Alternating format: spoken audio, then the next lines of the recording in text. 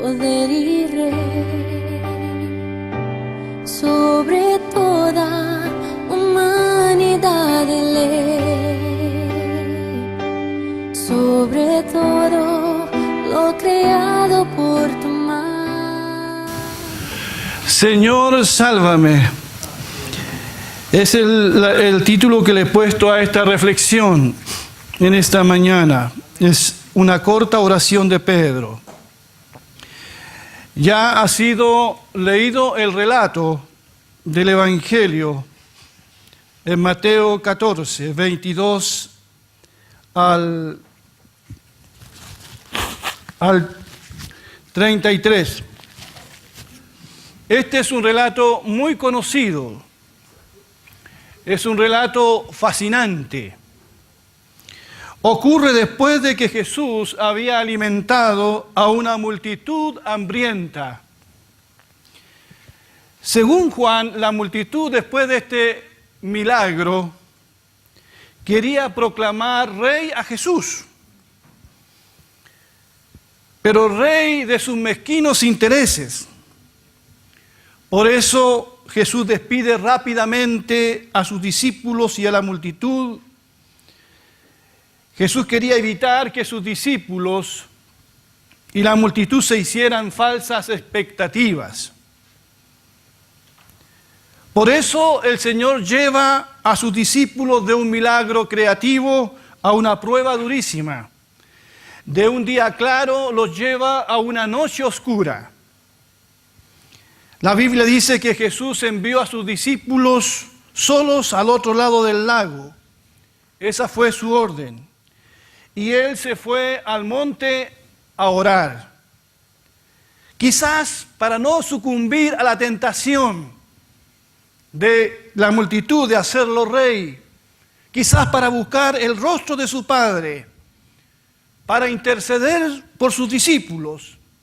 Y la Biblia dice que la madrugada encontró a Jesús orando a su Padre. El Señor Jesucristo siempre oró. Se apartaba a lugares desiertos y oraba. Lo hacía siempre. El Señor había estado enseñando y atendiendo a la multitud durante todo ese día en que multiplicó los panes y los peces. Y dice Mateo que despidió a la multitud, pero el cansancio no fue una excusa para el Señor para no orar.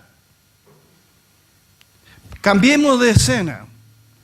Dejemos a Jesús en el monte orando. ¿Qué está pasando con sus amados discípulos? La Biblia dice que ellos están mar adentro, como a 4 a 5 kilómetros, y están en serios problemas.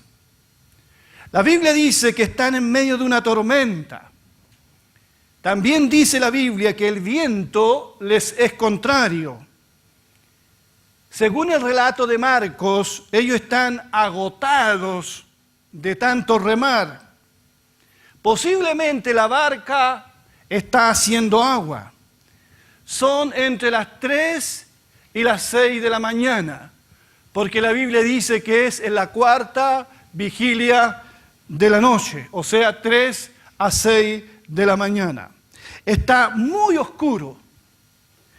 El miedo empieza a apoderarse de estos hombres que sabían cómo remar, conocían el mar de Galilea, pero aún así, el panorama se les presenta muy difícil. Seguramente tienen miedo de morir ahogados. No olvidemos que fue el mismo Jesús el que los había mandado delante de él a la otra ribera del lago. ¿Sabía el Señor Jesús todo lo que ellos iban a pasar? Claro que sí. Posiblemente nosotros nos hemos encontrado en situaciones semejantes. No estamos cruzando un mar en una barca literalmente. Pero muchas veces se nos hace agua la familia, el matrimonio, las finanzas, mis proyectos de vida, mis sueños, mis hijos. Todo tambalea, todo se quiere hundir, mi vida espiritual. Y tratamos de remar igual que los discípulos con todas nuestras fuerzas, pero sentimos como que no avanzamos. Y un sentimiento de frustración se apodera de nosotros. Pero la Biblia dice que Jesús se les acerca. Y se les acerca cuando la oscuridad es más intensa. Se dice que en la madrugada es cuando la oscuridad es más densa. En el momento más difícil, cuando están a punto de tirar la toalla, cuando están cansados de lidiar contra el viento contrario, fatigados, como dice Marco, en ese momento, cuando están perdiendo toda esperanza, es que Jesús se aparece y se acerca. ¿Por qué Dios a veces se hace esperar tanto? ¿Por qué no nos evita complicaciones? Pero Él tiene todo calculado. Y se aparece de una manera que sorprende y asusta al mismo tiempo a sus discípulos.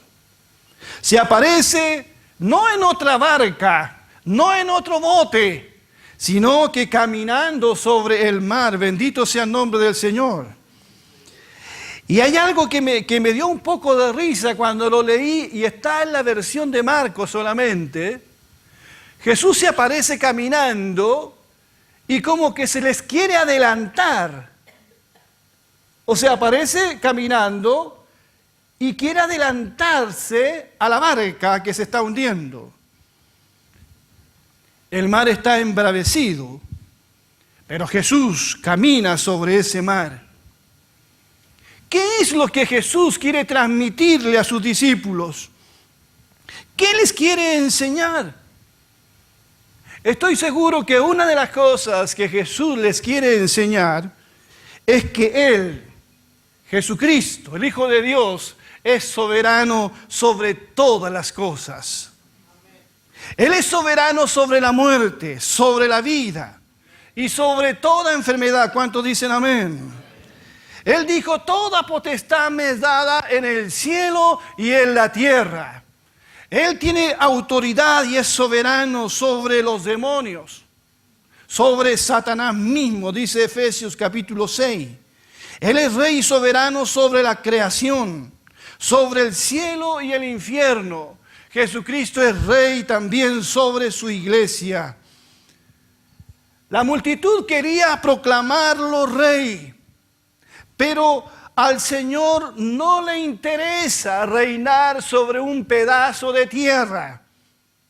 Los hombres se pelean por los reinos de este mundo y se aferran al poder como uno allí en Venezuela.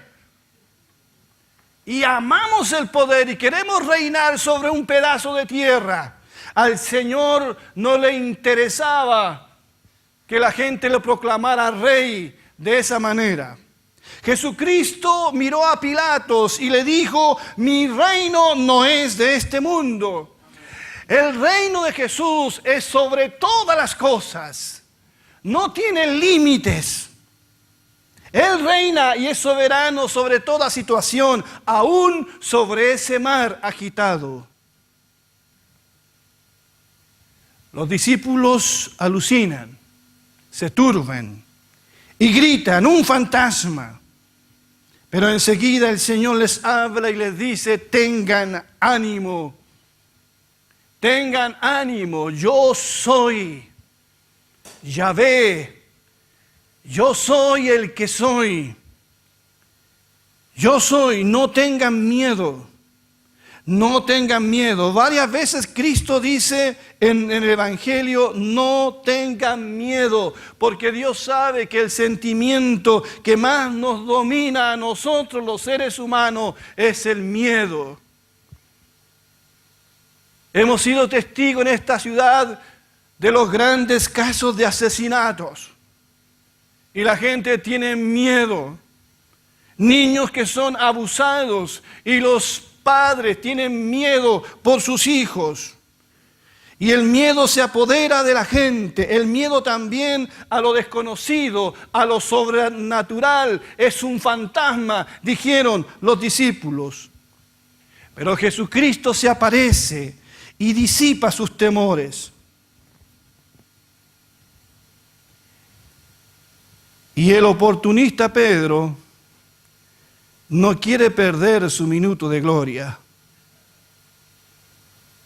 Pensé mucho en Pedro y en esto que pasó aquí. Mateo es el único que menciona esta parte, Marcos no la incluye, Juan tampoco. Mateo es el único que menciona que Pedro quiso también hacer lo mismo que Jesús. Y dice, entonces le respondió Pedro y dijo, Señor, si eres tú, manda que yo vaya a ti sobre las aguas. Y él dijo, ven. Y descendiendo Pedro de la barca, andaba sobre las aguas para ir a Jesús. Pero al ver el fuerte viento tuvo miedo y comenzando a hundirse dio voces diciendo, Señor, sálvame. Al momento Jesús, extendiendo la mano, tomó de él y le dijo, hombre de poca fe, ¿por qué dudaste? Me imagino que algunos años después estaría Andrés con su hermano Pedro y Juan, porque ya Jacobo había sido decapitado y seguramente se encontraron en Jerusalén y conversaron, como quien se encuentra con su amigo. Y posiblemente Juan le dice a Pedro, Pedro, ¿te acuerdas cuando quisiste andar sobre el mar y te hundiste? Me imagino a Pedro diciendo, ya me están haciendo bullying otra vez. Si ya aprendí la lección, no me molesten. ¿Qué lección le da Jesús a Pedro aquí? ¿Qué fue lo que aprendió Pedro de esta experiencia? Yo creo que Pedro aprendió, y esta es una reflexión muy personal, aprendió que el Señor es el que está en control de todas las cosas y no nosotros. A veces nosotros sentimos que se nos demorona, se descontrola mi vida. Hay una situación que nos descontrola. El mar es embravecido, no podemos controlar esto. Remamos, miramos para allá y cuando llega el día para que esta noche pase, así nos sentimos y nos hemos sentido todos alguna vez, ¿verdad? Pero aquí el Señor le dice a Pedro, Pedro, es imposible que tú hagas lo que yo hago, yo solamente puedo hacer ciertas cosas.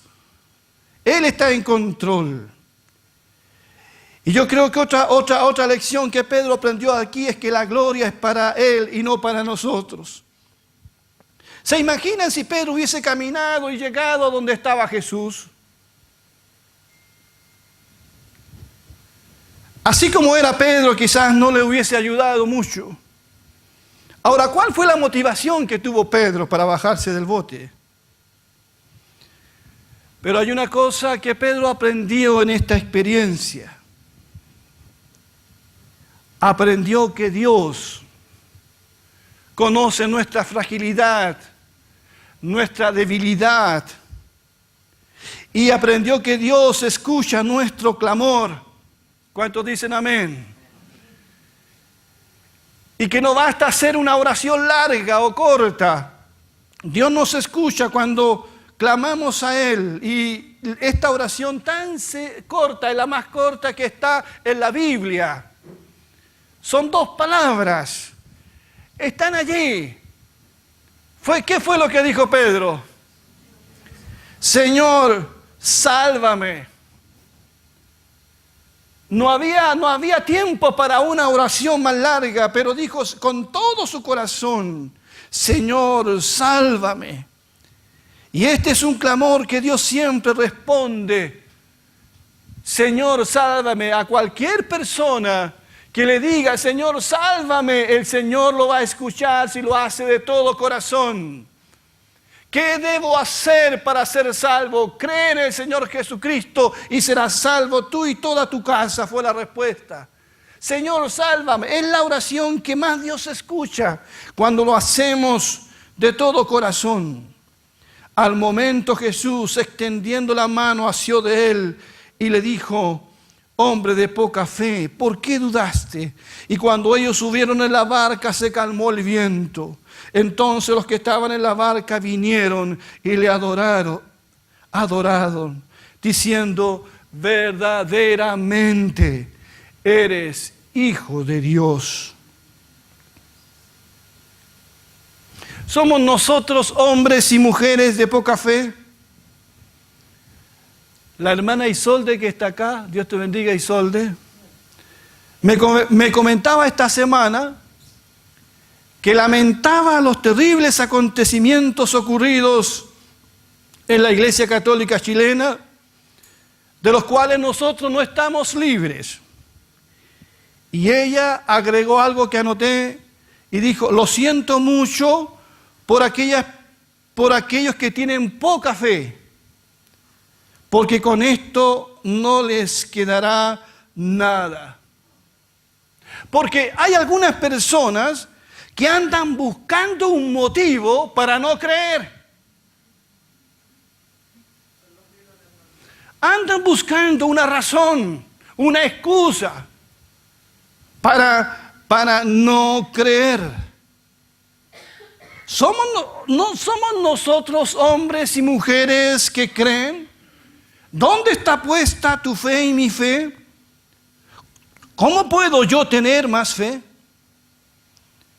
En los evangelios se mencionan varios tipos de fe. Se habla de la poca fe de Pedro. A la mujer cananea Jesús le dijo: oh mujer, grande es tu fe. En Mateo 15, 28.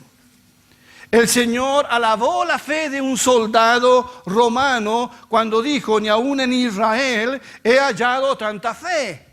Es curioso, pero la gente que se la jugó por Jesús, que más creyó en Él, fue gente extranjera. Y en Mateo 8:26 Jesús dijo: ¿por qué temen hombres de poca fe? ¿Qué dirá Jesús de nuestra fe? En una oportunidad, estos mismos discípulos vinieron a Jesús con una petición. Y está en Lucas 17, 5 y 6. Y la petición era: Señor, aumentanos la fe. Ellos sentían que no tenían fe. Y luchaban con la duda, aún estando Jesús con ellos. Aumentanos la fe. Ahora, ¿cómo se aumenta la fe? ¿Cómo se fortalece y se afirma? Tú no vas a aumentar tu fe escuchando a los que no creen, poniendo oído a aquellos que ridiculizan a Dios y a su palabra. No vas a aumentar tu fe enfocado en el mundo y en las cosas que están en el mundo. Hay un texto que todos ustedes conocen y quizás ya están pensando en ese texto, que es Romanos 10, 17. Y allí dice cómo nosotros podemos aumentar y fortalecer nuestra fe. La Biblia dice: la fe viene por el oír, y el oír por la palabra de Dios. Cuando tú lees las Escrituras, estudias la palabra del Señor, algo pasa con tu fe. Esa fe que es debilucha se empieza a fortalecer y empiezas a creer más que antes. Es confiando en la palabra del Señor, es como nosotros somos alimentados en nuestra fe. Pude titular esta breve reflexión que estoy terminando de varias formas, pero he querido usar las palabras de Pedro: Señor, sálvame. Señor, sálvame. Quiero que se vayan con esa oración en su mente y en su corazón. Si alguien aquí se está hundiendo en el pecado, Jesucristo es el único que te puede salvar. Señor, sálvame. Sálvame primero de mí mismo, de mi ego. de mi egolatría. El mayor problema nuestro somos nosotros mismos. Sálvame del poder del pecado. Siento que el pecado me esclaviza, me ata. Sálvame de la culpa del pecado. Y sálvame del castigo eterno del pecado. Solamente Jesús, Cristo, lo puede hacer. Pero si alguien se está hundiendo como persona, como matrimonio, si tu vida es un caos y no tienes de qué afirmarte, yo te recuerdo en esta mañana y te digo, agárrate del Señor Jesucristo. Él es el Rey soberano. Con Él todo puede volver a empezar. Él es experto en eso. Pero necesitamos poner nuestra fe en Él y en su palabra. Que Dios les bendiga. Vamos a ponernos de pie, por favor. Voy a pedir que los músicos pasen acá. Y vamos a orar al Señor. Y vamos a terminar en esta mañana. En la cruz moriste por